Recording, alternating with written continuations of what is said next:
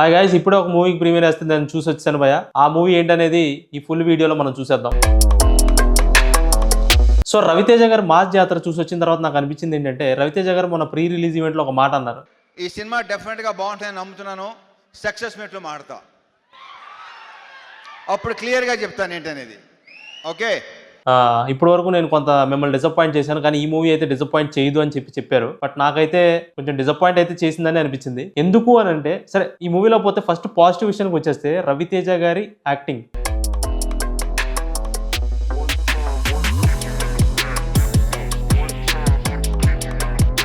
ఆయన నాకు తెలిసి 200% ఇచ్చేశారు ఈ మూవీకి. ఆయన ఇవ్వాల్సిన యాక్టింగ్ ఏదైతే ఉందో అది 200% ఇచ్చేశారు. అది పాజిటివ్ విషయం. సెకండ్ పాజిటివ్ వచ్చేసి కామెడీ కూడా ఓకే, అంటే క్రింజ్ కామెడీ అయితే కాదు, బాగుంది.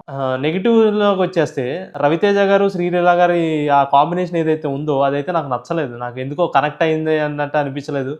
అండ్ మోర్ ఓవర్ పాతకాలం సినిమాలాగా ఒక సాంగ్, మళ్ళీ ఒక ఫైట్, కొంతసేపు drama, song fight drama, song fight drama, ఎందుకు వస్తున్నాయి ఎందుకు వెళ్తున్నాయి అనేది అది అర్థం కాల. అండ్ ఇక్కడ మనం చూడాల్సిన పాయింట్ ఏంటంటే, ఆ స్టోరీ లైన్ కూడా ఇట్స్ రెగ్యులర్ స్టోరీ లైన్, అంటే ఒక విలన్ మీద రివెంజ్ స్టోరీనే. బట్ నేను ఏదో ఒక చిన్న పార్ట్ లో ఉంటుంది అనుకున్నా, కానీ మూవీ మొత్తం అదే లైన్ మీద వెళ్ళిపోయింది. కొన్ని కనెక్టింగ్ ఫ్యాక్టర్ కూడా కరెక్ట్ గా లేదనిపించింది నాకు. ఇప్పుడు విక్రమార్కుడు సినిమా కనుక చూసుకున్నట్లయితే, ఊర్లో ఉన్న జనాలు సమస్యలతో బాధపడతా ఉంటే, అంటే ఒక విలన్ వల్ల సమస్యలతో బాధపడతా ఉంటే, ఆ టైంలో ఒక strong powerful police officer Vikram Rathod వచ్చి ఆ ఊర్లో ఉన్న జనానికి అండగా నిలబడతాడు. సో దానికి ఒక కనెక్టింగ్ ఫ్యాక్టర్ ఉంది, జనాలు కనెక్ట్ అయ్యారు, అది సూపర్ హిట్ అయింది. బట్ ఈ మూవీలో నాకు అర్థం కాని విషయం ఏంటంటే, అసలు ఊర్లో ఉన్న ప్రజలకి సమస్య ఉందా లేదా అనేది పాయింట్ అర్థం కాలేదు. అండ్ ఒకవేళ సమస్య ఉంటే అది రవితేజయే సమస్య, ఊర్లో ఉన్న జనాలకి రవితేజనే సమస్య కింద ఇంటర్వెల్ లో ప్రొజెక్ట్ చేస్తారు. మళ్ళీ అట్ ద ఎండ్ ఫైనల్ కి వచ్చేసరికి రవితేజనే ఊరు జనాన్ని కాపాడుతున్నట్టు చూపిస్తారు. ఇప్పుడు అంటే పోలీస్ ఆఫీసర్ అనేవాళ్ళు ఊర్లో ఉన్న సమస్యలు పరిష్కరిస్తున్నాడా లేదా, అంటే ఊర్లో ఉన్న ప్రజలకి సమస్య